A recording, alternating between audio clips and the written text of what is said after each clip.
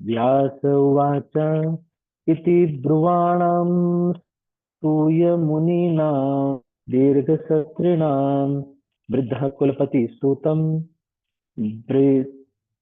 बर्हिश्च शौनको ब्रवीत। श्रील व्यासदेव ने कहा, श्रील सूत गोस्वामी को इस प्रकार बोलते, कालीन यज्ञोत्सव में लगे हुए समस्त ऋषियों में विद्वान तथा वयोवृद्ध अग्रणी शौनक मुनि ने श्रील सूत गोस्वामी को उद्धित करते हुए बधाई दी। इसका अनुसरण करते हैं श्लोक का। व्यास वाच, श्रील व्यासदेव ने वाच मतलब कहा, इसी इस प्रकार, ब्रुवाणम बोलते हुए।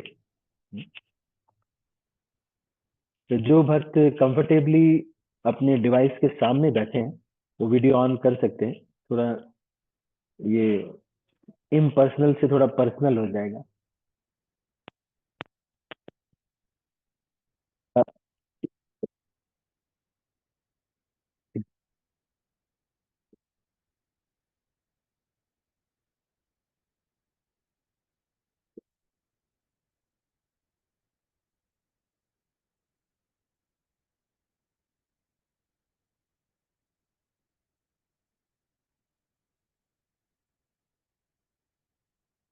इसका एक एक शब्द का थोड़ा सा अन्वेषण कर रहे हैं, क्या है ये शब्द, एक एक शब्द को थोड़ा ध्यान से पढ़ेंगे। इति ब्रुवाणम, बोलते हुए। आप देखेंगे कि बोलने का संस्कृत में बहुत सारे शब्द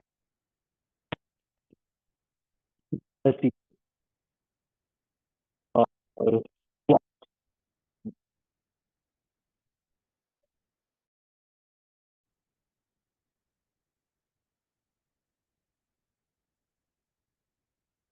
अलग सब शब्द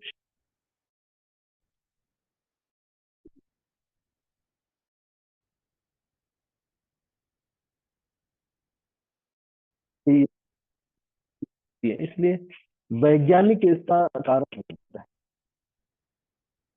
जब ये आता है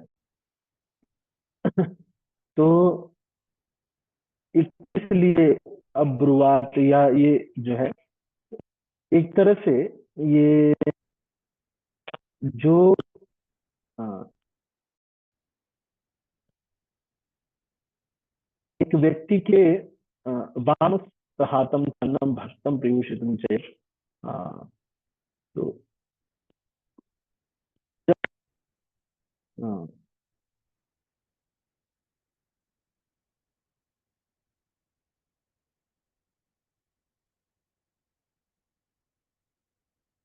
हाँ, तो इसमें जो उनको एक सम्मानजनक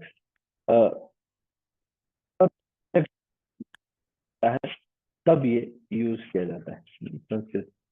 तो अलग अलग अब्रुवन मतलब बोला, शायद कहे कहा उन्होंने, ते अब्रुवन। ये एक ब्रुवन जो है, ब्रुवाणम बोलते हुए। फिर क्या है, स्तूयम, स्तूय मतलब संस्तुय, संस्तुति की मतलब बधाई दी।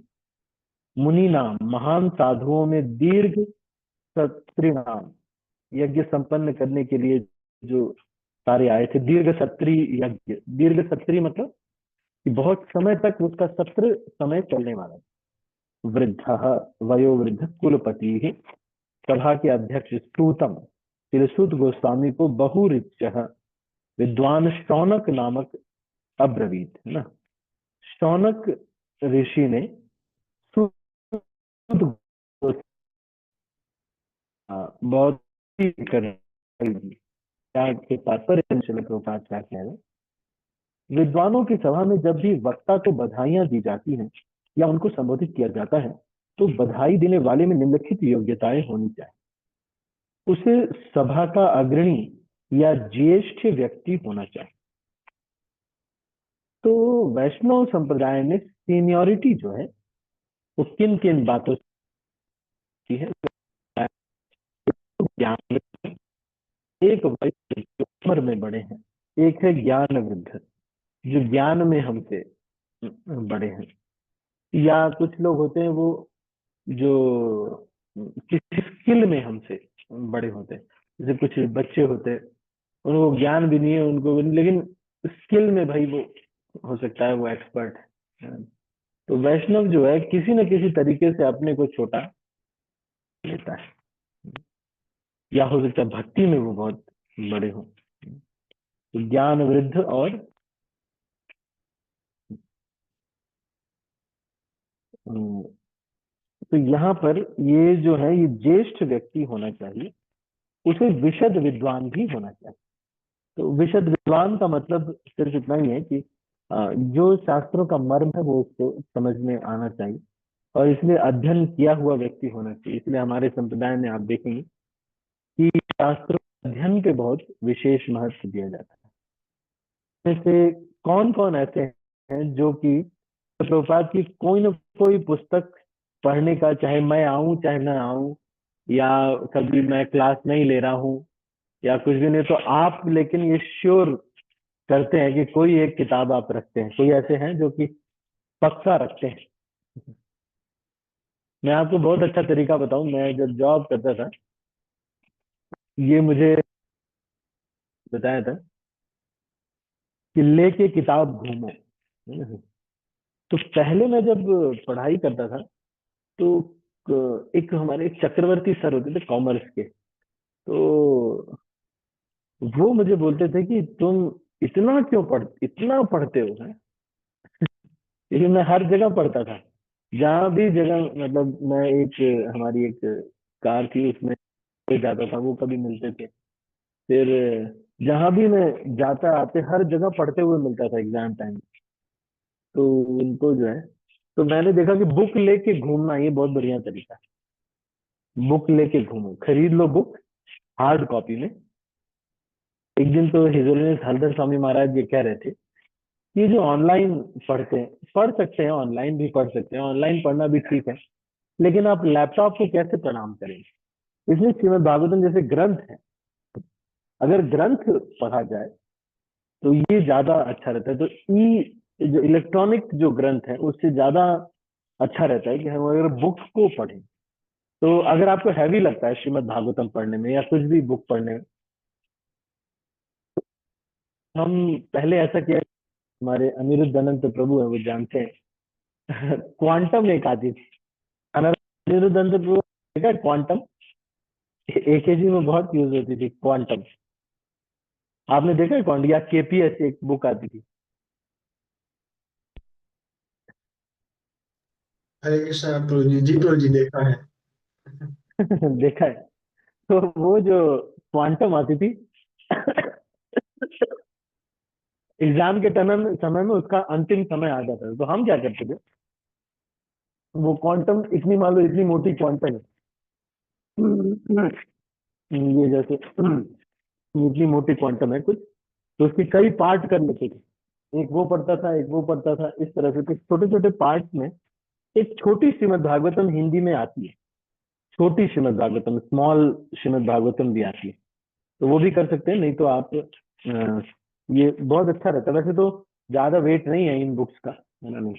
एक बुक अगर लेके चले, जहां भी मन करे, न्यूज़पेपर वगैरह चढ़ा लो, या कुछ आपको लगता है कि वो चढ़ा करके अपना बैठ के जहां भी अवसर ये नहीं कि ये नहीं खोजना है कि जब मुझे 1 घंटे का समय मिलेगा तब मैं पढ़ूंगा।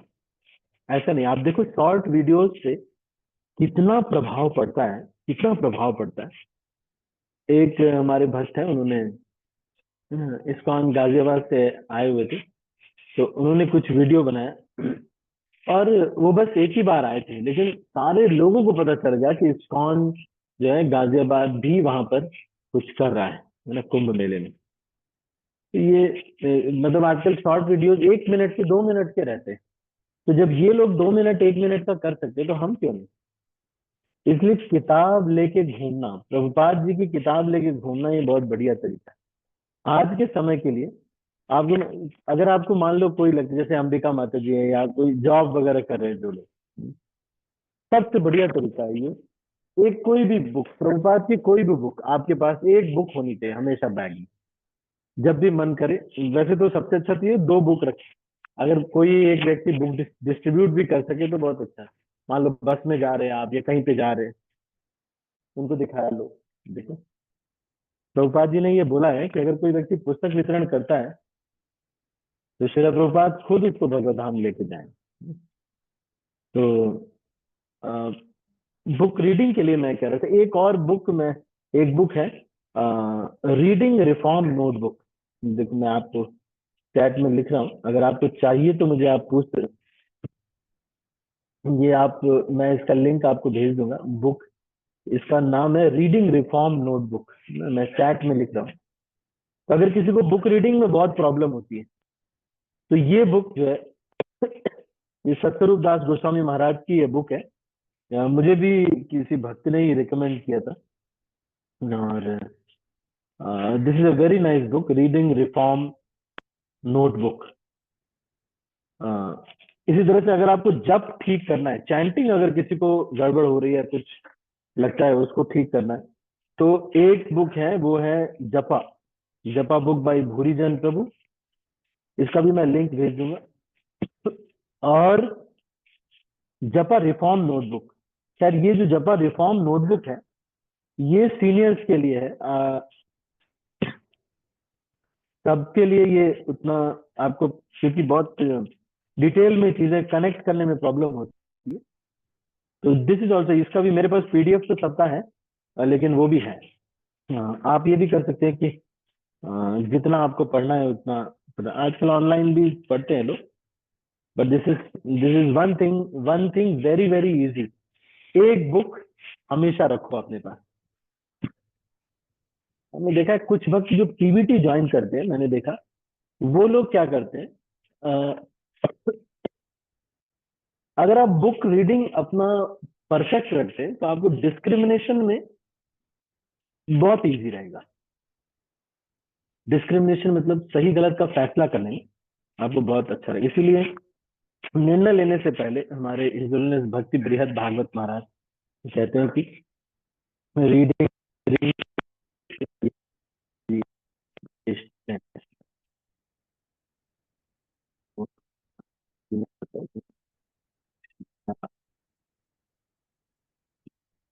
विद्वान विद्वान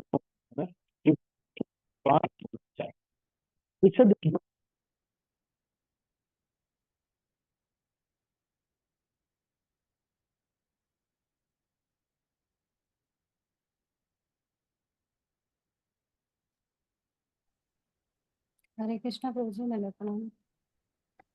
आवाज नहीं आ रही प्रभु जी। आवाज नहीं आ रही प्रभु जी।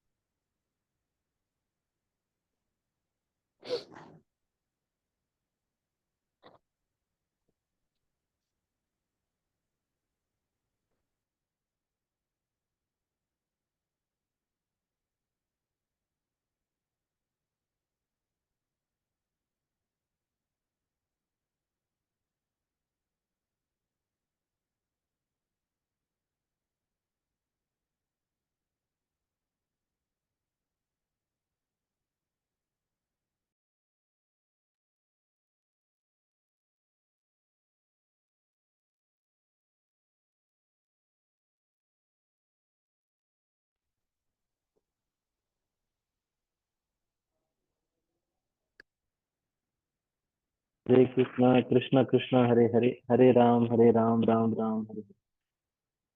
सॉरी मेरी आवाज नहीं आ रही थी थोड़ी देर से। हाँ जी प्रभु जी। Okay.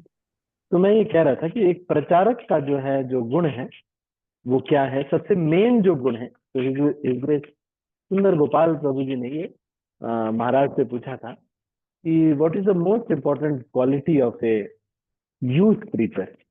तो महाराज ने ये बताया था कि youth preacher, not only youth preacher, for any preacher the most important quality is that he himself practices, he himself practices what he preaches। जो वो कहता है वो खुद उसके आचरण में होना बहुत आवश्यक है। तो हम सबको भी ये करना चाहिए, कम से कम हम प्रयास करने के लिए प्रार्थना तो कर रहे हो कम से कम, कि हम इस तरह के आचरण की प्रार्थना करते हैं, प्रयास करने की प्रार्थना कम से कम, और प्रयास कर रहे हैं। तो विद्वान होने के लिए मैंने आपको बताया बुक किस, श्रील प्रभुपाद की पुस्तकें पढ़ना। सबके पास प्रभुपाद जी की पुस्तक, आप जहां भी ऑफिस जा रहे हैं, जहां भी जा रहे हैं, तो आज हमको ये निर्णय लेना चाहिए, कुछ नहीं तो भगवत गीता का ही या कोई छोटी जो पुस्तकें हैं प्रभुपाद की, बड़े ज्ञानवान बहुत सारी चीजें श्रील प्रभुपाद की जो छोटी पुस्तकें हैं उसमें लिखी हुई हैं। तो ऐसा कुछ भी नहीं है कि ये स्मॉल बुक्स हैं, और जब स्मॉल बुक्स बोल देते हैं, एक एक लेक्चर है हिजोरेन राधानाथ स्वामी महाराज जी कहते हैं कि डू नॉट मिसट्रीट एनीवन। देखिए एक लेक्चर है उनका, ऑल्दो ये बात तो सही है कि लोग तो मिसट्रीट करते हैं, पर वो कहते हैं कि डू नॉट मिसट्रीट एनीवन। तो इससे हमको ये समझ में आता है कि जो छोटी किताबें हों, या कई बार हम ये कह देते हैं नए भक्त हैं, किसी को भी मिसट्रीट नहीं करना। तो आप हैंडल नहीं कर पा रहे, this is the thing you can do, but इसके साथ मिसट्रीट नहीं करना। तो महाराज ये बताते हैं हमको, ये स्मॉल बुक्स को स्मॉल बुक्स नहीं समझना चाहिए कि अरे ये तो बहुत छोटी बुक्स हैं, इसमें क्या ही होगा। अगर आप हर दिन प्रभुपाद जी की पुस्तकें पढ़ते हैं, मैं आपको बताऊं, माया से बचने के लिए प्रभुपाद जी के तात्पर्य बहुत शक्तिशाली, क्योंकि जब डिस्क्रिमिनेशन करने का समय आए, क्या सही है क्या गलत है, उस समय जो सही होगा उसको करने का बल आपको मिलेगा। तो ये दो चीज जो to apply, how to apply का शक्ति जो है, power of application comes from two things: by reading Srila Prabhupada books and by being grateful to those who have given us this Krishna consciousness. हम जितना कृतज्ञता पर निर्भर करता है, हम जब भक्त हमारे जो भी हमारे लिए मदद करते हैं आध्यात्मिक जीवन में, अगर हम जितना उनके प्रति कृतज्ञ रहेंगे, उसके अनुपात में उसके अनुपात में हमें बल मिलेगा इस ज्ञान को अप्लाई करने का। ठीक है, और ये कृतज्ञता ऐसा नहीं कि बस कह रहे हैं, इसका प्रैक्टिकली वो दिखना चाहिए। He is really, or he or she is really grateful, thankful. तो आगे पढ़ते हैं। शौनक मुनि में ये समस्त योग्यताएं थी, अतः जब श्रील सूत गोस्वामी ने श्रीमद् भागवतम को उसी रूप में सुनाने की इच्छा व्यक्त की जिस रूप में उन्होंने श्रील गोस्वामी से सुना था, तथा स्वयं भी उसे आत्मसात किया था, तो शौनक मुनि उन्हें बधाई देने हेतु खड़े हुए। आत्मानुभूति का यह अर्थ नहीं होता कि गर्व के कारण पूर्ववर्ती आचार्यों का उल्लंघन करके कोई अपनी विद्वत्ता का प्रदर्शन करे। तो पूर्ववर्ती आचार्यों की का उल्लंघन नहीं करना चाहिए। आप बता सकते हैं कोई ऐसी घटना शास्त्रों में या कहीं भी कि किसी ने पहले के जो आचार्य लोग थे उनका उल्लंघन किया हो?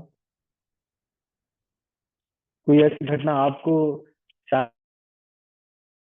में, या फिर कोई ऐसी घटना जो वैदिक या जो हमारे गौड़ीय संप्रदाय में कोई घटी हो, जिसमें कि जो वैदिक संस्कृति है, जो पुराना जो आचार्य लोगों ने जो लिखा है, जो ग्रंथ है, उसको खंडन किया हो किसी ने?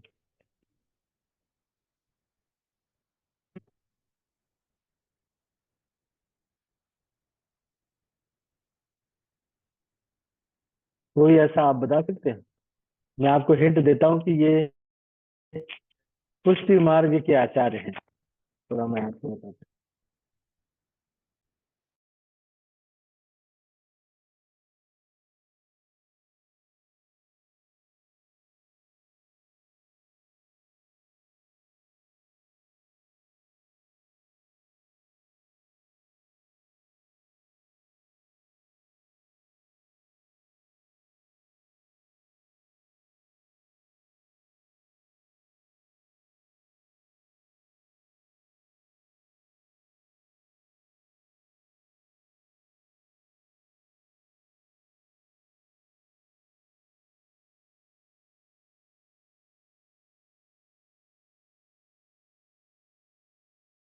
तो ये वल्लभाचार्य की लीला है। एक बार वल्लभाचार्य ने एक टीका लिखी और उसमें उन्होंने कहा कि ये श्रीधर स्वामी से अच्छी टीका है। तो वल्लभाचार्य ने कहा कि चैतन्य महाप्रभु ने कहा कि जो भी श्रीधर स्वामी को अगर ट्रांसग्रेस कर रहा है तो ये ठीक नहीं है। नहीं। तो उन्होंने उनकी टीका को एक्सेप्ट नहीं किया वल्लभाचार्य। आत्मानुभूति का यह अर्थ नहीं होता कि गर्व के कारण पूर्ववर्ती आचार्यों का उल्लंघन करके कोई अपनी विद्वत्ता का प्रदर्शन करे। तो जब हम किसी पूर्ववर्ती आचार्य को या किसी जो उनका उल्लंघन करते हैं, उनको ट्रांसग्रेस करते हैं, तो इससे क्या होता है? एक श्लोक आपको मैं यहाँ पे देखो, ये एक श्लोक है। जब हम किसी ज्येष्ठ व्यक्ति को, तो इसको हम थोड़ा स्मरण करते हैं, किसी वरिष्ठ भक्त को, वरिष्ठ को हम जब करते हैं ना, तो क्या होता है? आयु, बल, बहुत सारी चीजें जो है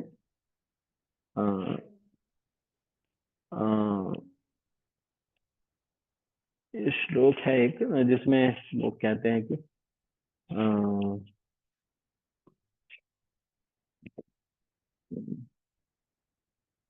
तो रघुगण महाराज का है ये श्लोक, है ना,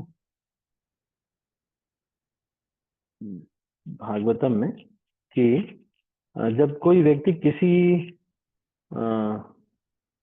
श्रेष्ठ व्यक्ति को, नहीं, हरती आयु वगैरह, है ना,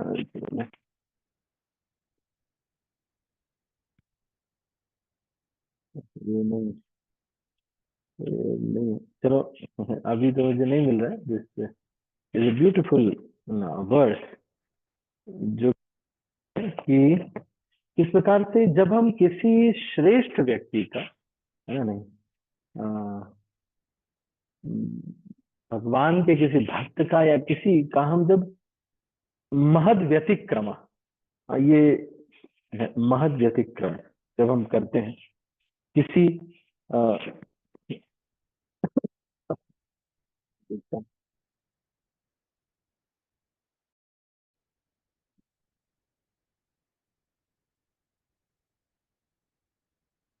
बहुत ही महत्वपूर्ण है।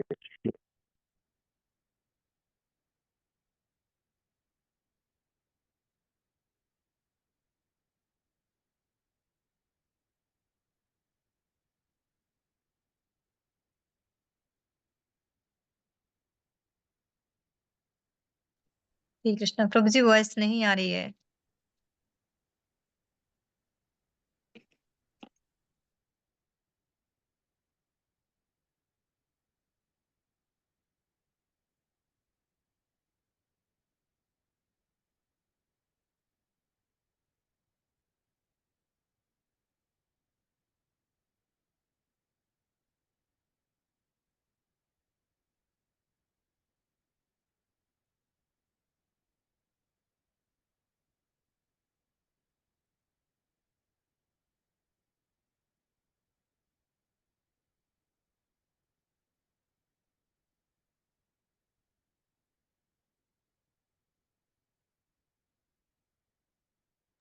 हरे कृष्णा कृष्णा कृष्णा हरे हरे, हरे राम राम हरे हरे, हरे कृष्ण कृष्ण कृष्ण हरे हरे, हरे राम राम राम हरे हरे।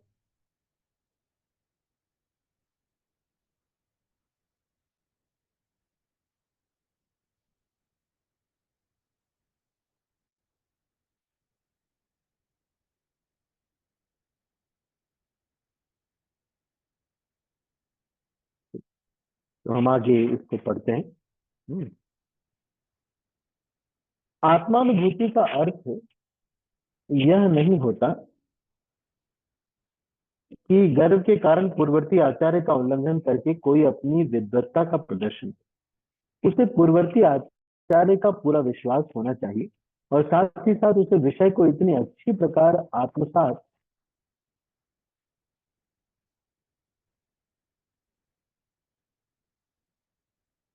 करना चाहिए कि वह किसी विशिष्ट अवसर पर उस विषय को उपयुक्त ढंग से प्रस्तुत कर सके। विषय के मूल उद्देश्य को यथारूप बनाए रखना चाहिए। खींच तान करके उसका दुर्बोध अर्थ नहीं निकालना चाहिए, अपितु समझाने हेतु उसे रोचक ढंग से प्रस्तुत करना चाहिए। तो we can change the packaging but we can not change the content. इसे आत्मसात करना कहा जाता है। तब तो जो लोग लेक्चर्स लेते हैं उनके लिए बता रहे हैं, तो क्या क्या गुण होने चाहिए। एक तो वो जो प्रैक्टिस कर रहे हैं, जो जिसके बारे में बता रहे हैं, वो उनके आचरण में होना चाहिए। फिर क्या होना चाहिए, वो विद्वान होने चाहिए, तो पढ़े होने चाहिए, शास्त्रों का अध्ययन हुआ होना चाहिए। फिर दूसरा क्या है, वो पूर्ववर्ती आचार्यों को उनको नेगलेक्ट नहीं करना चाहिए, और उसको रोचक ढंग से प्रस्तुत करते तो हैं, लेकिन विषय का जो मूल उद्देश्य है वो नहीं बदलना चाहिए। सभा के अगुआ शौनक मुनि ने वक्ता श्रील शुद्ध गोस्वामी के महत्व का यथाधीतम यथामति सुनकर अनुमान लगा लिया। अतएव परम प्रसन्न होकर वे उन्हें बधाई दे रहे थे। ऐसे व्यक्ति से कभी नहीं सुनना चाहिए जो मूल आचार्य का प्रतिनिधित्व न करता हो। अतएव इस सभा में वक्ता तथा श्रोता दोनों ही प्रामाणिक थे।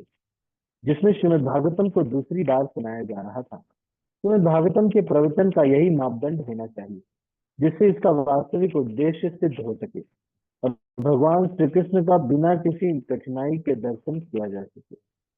ऐसी स्थिति उत्पन्न किए बिना श्रीमद् भागवतम के प्रवचन अनुचित प्रयोजनों के लिए ही है। श्रीमद् भागवतम का ऐसा वाचन वक्ता तथा श्रोता दोनों के लिए व्यर्थ का श्रम मात्र है। तो रोचक ढंग से प्रस्तुतिकरण होना चाहिए। विषय का मूल उद्देश्य को बनाए रखना चाहिए। ठीक है, तो ये हमने आज चर्चा हम करें। इसके आगे एक और श्लोक हम पढ़ लेते हैं। शौनक उवाच सूत सूत महाभाग वदनो वदतां वरम तथा भागवतीं पुण्याम यदाह भगवान छुतः। शौनक मुनि ने कहा, हे सूत गोस्वामी, सकते हैं तथा सुना सकते हैं, उन सब में आप सर्वाधिक भाग्यशाली तथा सम्मानीय हैं। कृपा करके श्रीमद् भागवतम का पुण्य संदेश कहें, जिसे महान तथा शक्ति संपन्न ऋषि श्री सुखदेव गोस्वामी ने सुनाया था। शौनक मुनि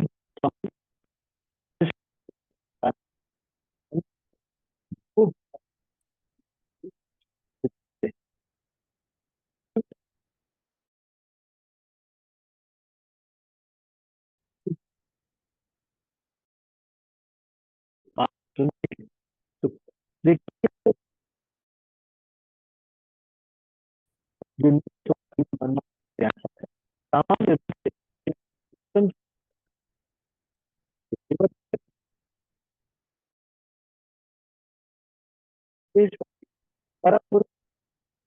प्रवेश नहीं पाते। ऐसे निर्विशेषवादी किसी न किसी प्रकार श्रीमद् भागवतम से निर्विशेषवादी मत का समर्थन करने वाला कोई न कोई अर्थ निकालते हैं, और पेशेवर वाचक तो सीधे 10वें स्कंद में पहुंचकर गुह्यतम अंश की अनुचित व्याख्या करने लगते हैं। इन दोनों में से कोई भी वाचक श्रीमद् भागवतम सुनाने का अधिकारी नहीं होता। केवल ऐसा व्यक्ति जो श्रील सुखदेव गोस्वामी का अनुसरण करते हुए श्रीमद् भागवतम प्रस्तुत करने को तैयार हो, तथा केवल वे लोग जो श्रील सुखदेव गोस्वामी तथा उनके प्रतिनिधि से सुनने को तैयार हो, श्रीमद् भागवतम की दिव्य चर्चा के प्रामाणिक भागीदार हैं। यहाँ पर फिर से वो बात आ रही है कि कथावाचक या फिर पेशेवर जो वाचक हैं, उनसे फिर वो उसी से आर्थिक सहयोग लेते हैं। तो इसलिए ऐसे लोगों से सुनने से हमारा मन वही चीजें करना चाहता है। हम जिससे सुनते हैं, जो भक्त बोलते हैं श्रीमद् भागवतम, उनको बड़ा सावधान रहना चाहिए कि उनका आचरण बड़ा निष्कलुषित है, क्योंकि जो भी वो करेंगे उसका 10 गुना जो लोग उनसे सुन रहे हैं उनके अंदर बनेंगे। और जो बुरा वो कर रहे हैं, जो अच्छा वो कर रहे हैं उसका 1/10 अगर वो प्रयास करेंगे तो और भी दिखेगा, लेकिन बाय डिफॉल्ट उनको जो है खुद ही मन में वो करने का इच्छा जागृत होगा। तो ये जो है इस यहाँ पर ये पेशेवर वाचकों के बारे में करें, इसके आगे श्लोक पढ़ते हैं। कस्मिन् युगे प्रवृत्तेयं स्थाने वाकेन हेतुना कुतस्य संचोदितः कृष्ण कृतवान् यह, और किस कारण इसे प्रारंभ किया गया। महामुनि कृष्ण को संकलित करने की प्रेरणा कहाँ से प्राप्त की। तात्पर्य, क्योंकि श्रीमद् भागवतम श्री व्यासदेव की कृति है, अतएव विद्वान उन्हें ज्ञात था कि श्री व्यासदेव अल्पज्ञ स्त्रियों, शूद्रों तथा द्विज परिवारों के पतित जनों को वेदों की शिक्षाएं समझाने हेतु महाभारत तक विभिन्न प्रकार से पहले ही व्याख्या कर चुके हैं। श्रीमद् भागवतम उन सब से दिव्य है क्योंकि इसमें कुछ भी संसार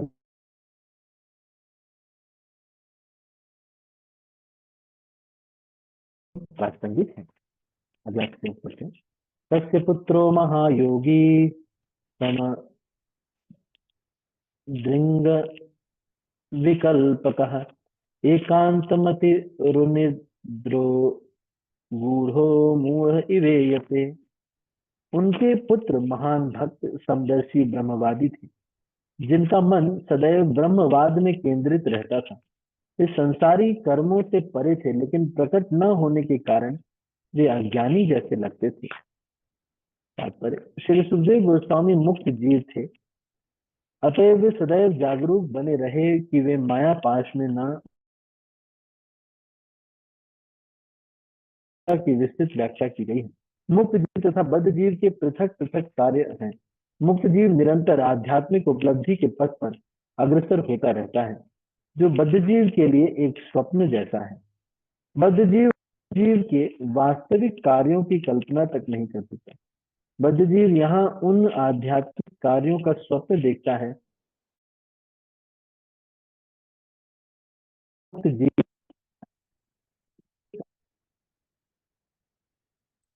भले ही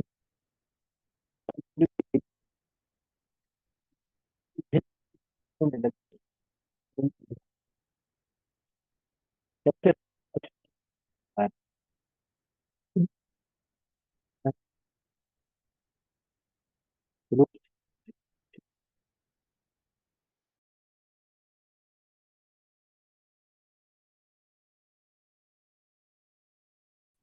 क्षति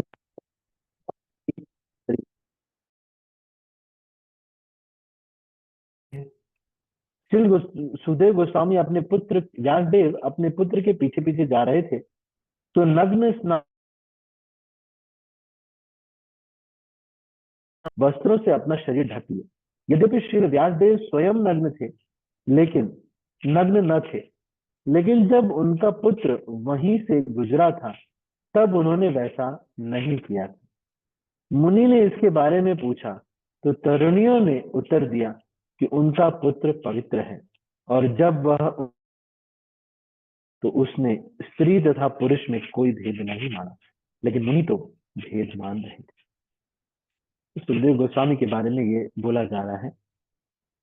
तो ये स्त्रियों को ये सेंस होता है, जब कोई व्यक्ति उन्हें वासना की दृष्टि से देखता है तो ये उनको पता चल जाता है। ये ज्यादा माता जी लोगों को ज्यादा पता होता है, पर जो है उनको पता चल जाता है कि ये ठीक दृष्टि से नहीं देख रहे।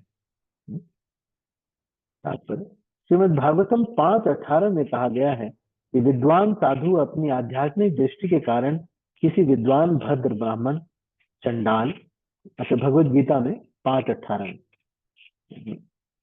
में गाय पर समान दृष्टि रखने वाला होता है। श्री सुखदेव गोस्वामी ने वह अवस्था प्राप्त कर ली थी, अतएव उन्होंने स्त्री या पुरुष में भेद नहीं देखा। उन्होंने तो समस्त जीवों को भिन्न वेश में देखा। स्नान करती स्त्रियां पुरुष के मन को उसकी चेष्टाओं से जान गई। जिस प्रकार शिशु को देखकर कोई भी जान लेता है कि वह कितना निर्दोष है, श्री सुखदेव गोस्वामी के शरीर के सभी अंगों का विकास हो चुका था। वे नग्न भी थे और स्त्रियां भी नग्न थी, लेकिन चूंकि श्री सुखदेव गोस्वामी काम व्यापार से परे थे, अतएव जिस प्रकार उन्होंने स्त्रियों की ओर देखा वह पूर्ण रूप से निर्दोष था और उसका भौतिक व्यापार से कोई संबंध नहीं था। स्त्रियां अपने विशिष्ट गुणों से इसे तुरंत जान गई। ये स्त्रियों के पास ये विशेष गुण होता है।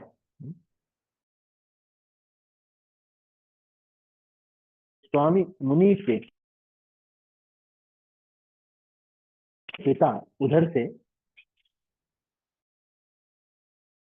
स्त्रियों ने तुरंत वस्त्र ओढ़ लिए। श्री व्यासदेव वृद्ध थे और पूरे कपड़े पहने हुए थे। ये स्त्रियां उनकी पुत्रियों या पौत्रियों जैसी ही के आने पर उनमें सामाजिक परंपरा के अनुसार प्रतिक्रिया हुई, क्योंकि श्री व्यासदेव गृहस्थ की भूमिका निभा रहे थे। तो अब यहाँ पर ये महत्वपूर्ण है कि हमको ये नहीं समझना चाहिए कि व्यासदेव ने उन्हें काम वासना की दृष्टि से देखा, ऐसा नहीं। वो बस ये बता रही थी कि क्योंकि इनको मर्यादा गृहस्थ की भूमिका निभा रहे हैं, इसलिए इनके सामने हमने एक सामाजिक परंपरा के अनुसार क्या की। ऐसा नहीं था कि व्यासदेव हमेशा देख रहे हैं, क्योंकि जब उन्हें संग करने का बोला भी गया, जब इनकी जो माँ है सत्यवती ने इनको बुलाया था, तो व्यासदेव ने अंबिका, अंबालिका इत्यादि को केवल और केवल मन से ही गर्भ धारण किया था, मन से ही गर्भ धारण किया था। तो इससे पता चलता है कि व्यासदेव किसी वासना में नहीं, स्त्री तथा पुरुष में भेद बरतना होता है, अन्यथा वह गृहस्थ नहीं हो सकता। तो ये क्योंकि इनका आश्रम की मर्यादा थी गृहस्थ होने की, इसीलिए व्यासदेव के सामने उन्होंने अपने वस्त्र ढके। लेकिन सुखदेव गोस्वामी मुक्त पुरुष तो है ही, साथ ही साथ किसी आश्रम में नहीं है, इसलिए उनके सामने कोई मर्यादा नहीं है।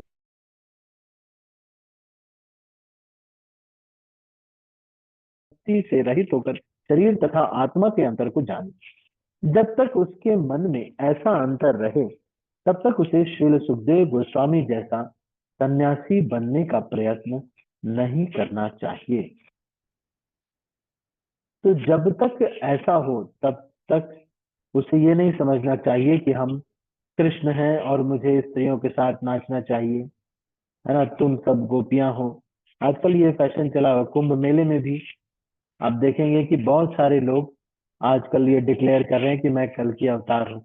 अभी एक बाबा जी निकले हैं, वो भी अपने को कल की बता रहे हैं कि मैं कल की हूँ। पढ़े तो बहुत अच्छे पोस्ट पे, मतलब बहुत अच्छे कॉलेज से पढ़े हुए हैं, लेकिन कल की बता रहे हैं, तो इसमें फिर वो ठीक नहीं है कल की बताना। चाहे उसे सीरियसली ना कह रहे हो, ऐसे मजाक भी बहुत करते हैं, तो इसलिए भी हो सकता है।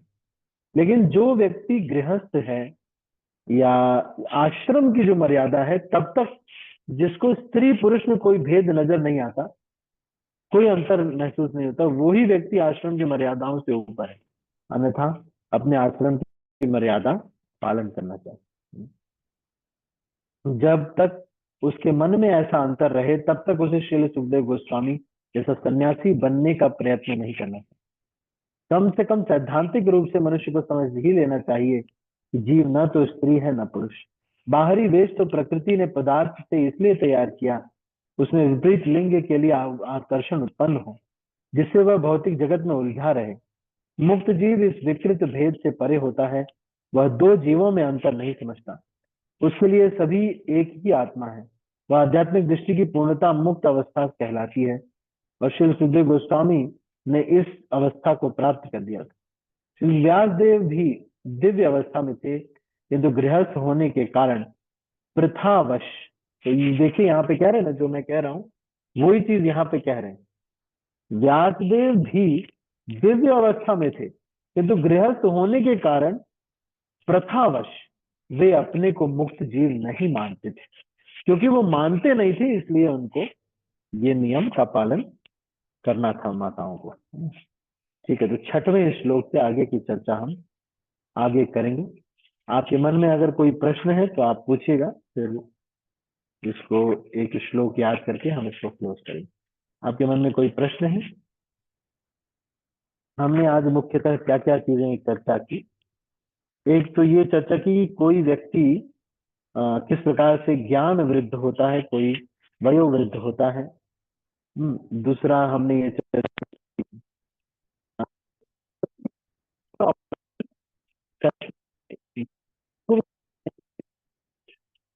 रीडिंग पर हमने फोकस किया कि एक बुक है तो हमारे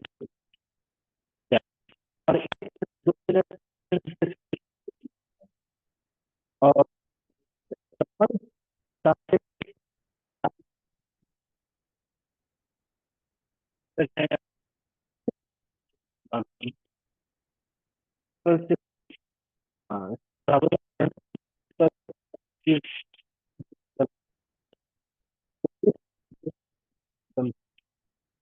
श्रीमद् भागवतम का प्रवचन अनुचित प्रयोजन से नहीं होना हरे चाहिए। कृष्णा प्रभु जी। तो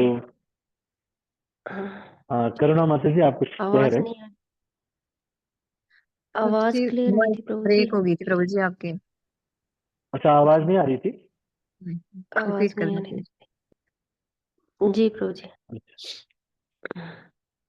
अच्छा, तो पेशेवर कथावाचकों से नहीं सुनना चाहिए। इससे बहुत अच्छा नहीं रहता है। मतलब अगर आप कुछ नहीं है तो सुन रहे हैं, कोई ऐसा नहीं है, पर ज्यादातर कोशिश करें कि हम शुद्ध उससे सुने।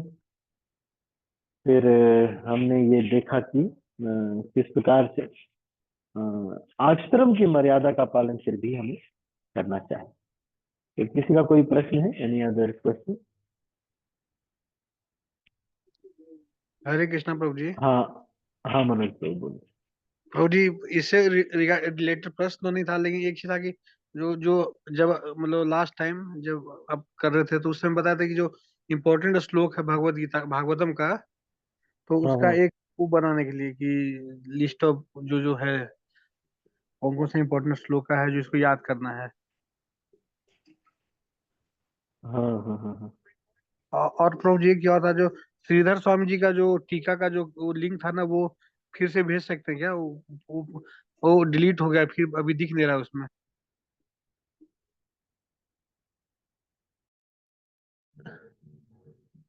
अच्छा अच्छा, मैं देखता हूँ। मैं वो लिंक जो है मैं फिर से आपको भेज दूंगा।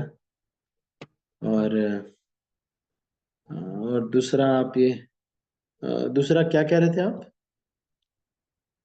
प्रभु जी जो इम्पोर्टेंट श्लोक था श्रीमद् भागवतम का स्टार्टिंग से हाँ हाँ हाँ प्रथम स्कंद का द्वितीय दूसरे स्कंद का, तो उसका वो जो नंबर अगर सिर्फ अगर मेंशन कर देते तो हम लोग याद करने की कोशिश करते फिर।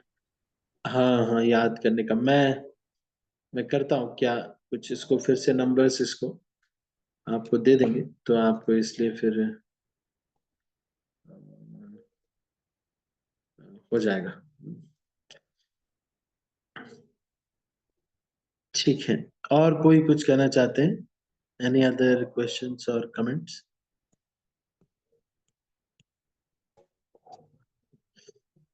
ठीक है, तो हम एक श्लोक याद करना चाहिए हमें। 5 मिनट हमारे पास समय है, तो इस 5 मिनट में एक श्लोक हम याद करने का प्रयास करेंगे। अच्छा, इससे पहले 2 मिनट है, हम कुछ प्रश्न मैं पूछता हूँ तो आप बताइएगा।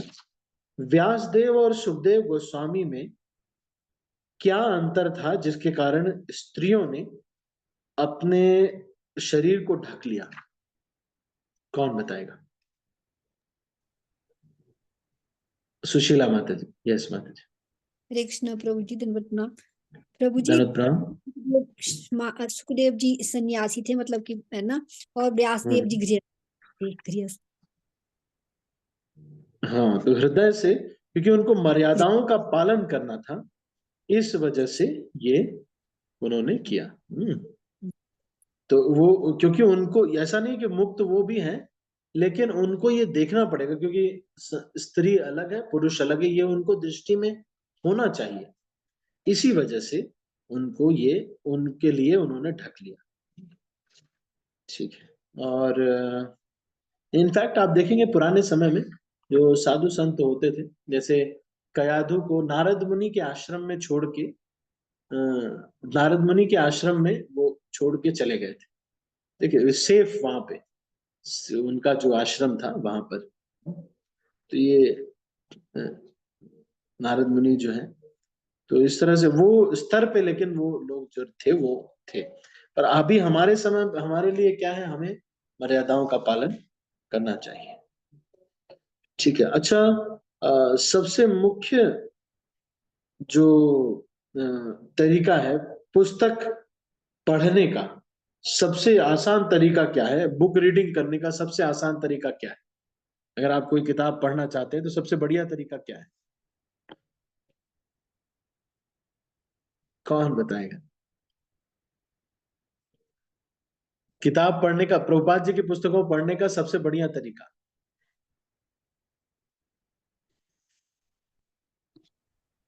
करुणा माता जी।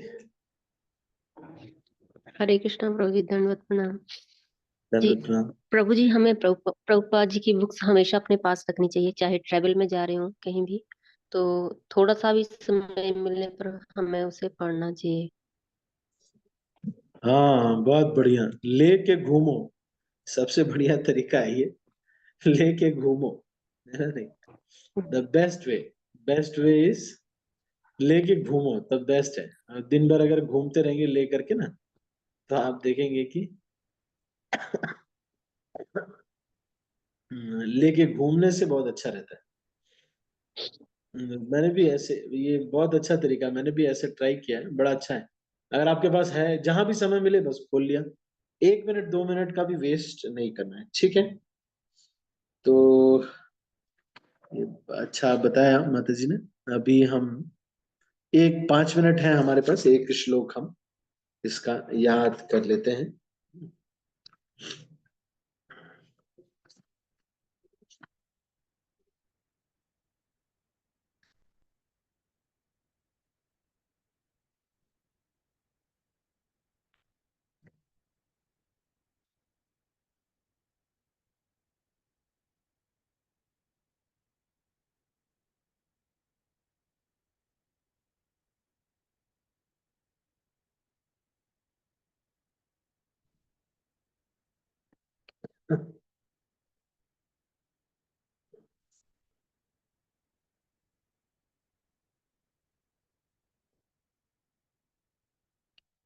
तो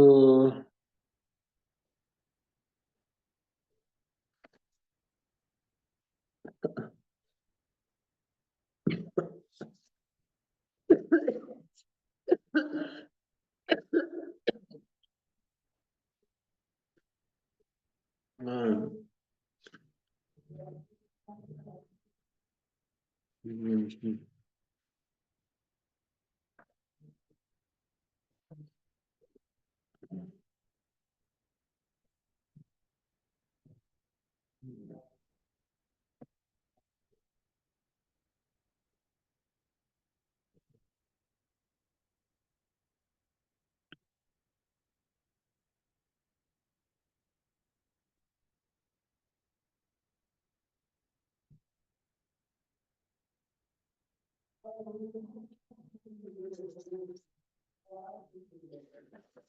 तो ये अभी मैं तो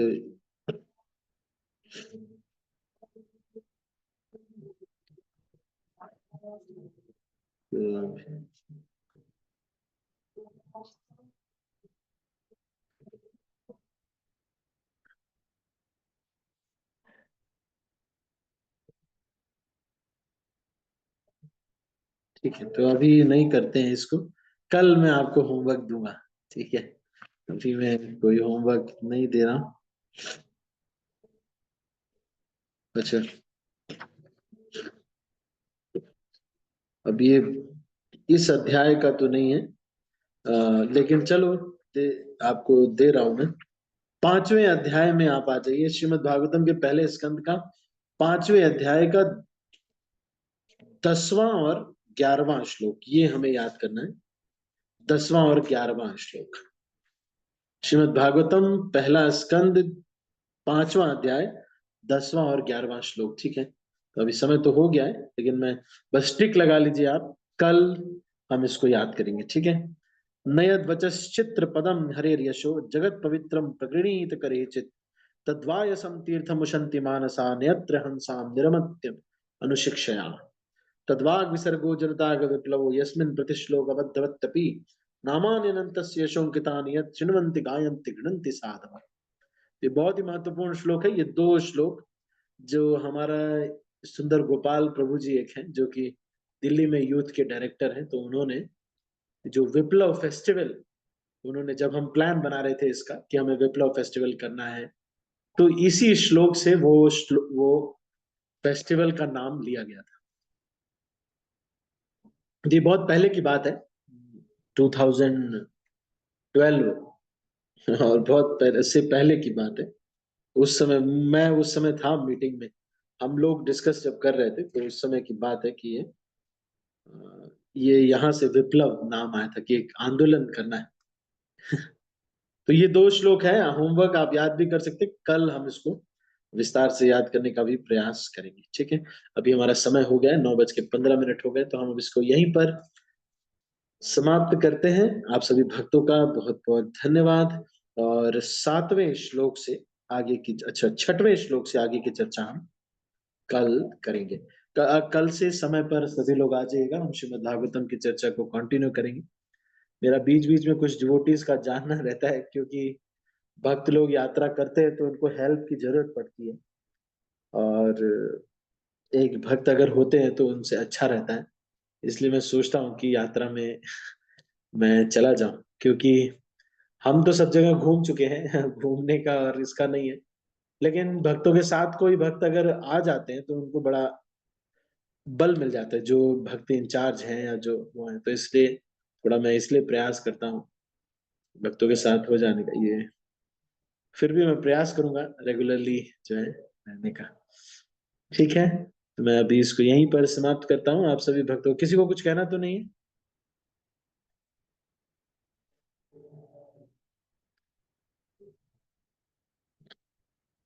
ठीक है, तो इसको हम अभी यहीं पर समाप्त कर रहे हैं। आप सभी भक्तों का बहुत बहुत धन्यवाद। हरे कृष्णा। श्रील प्रभुपाद की जय, गौर भक्त वृंद की जय, निताई गौर प्रेमानंद। मैं सब भक्तों को अनम्यूट कर रहा हूँ और इस मीटिंग को क्लोज कर रहा हूँ।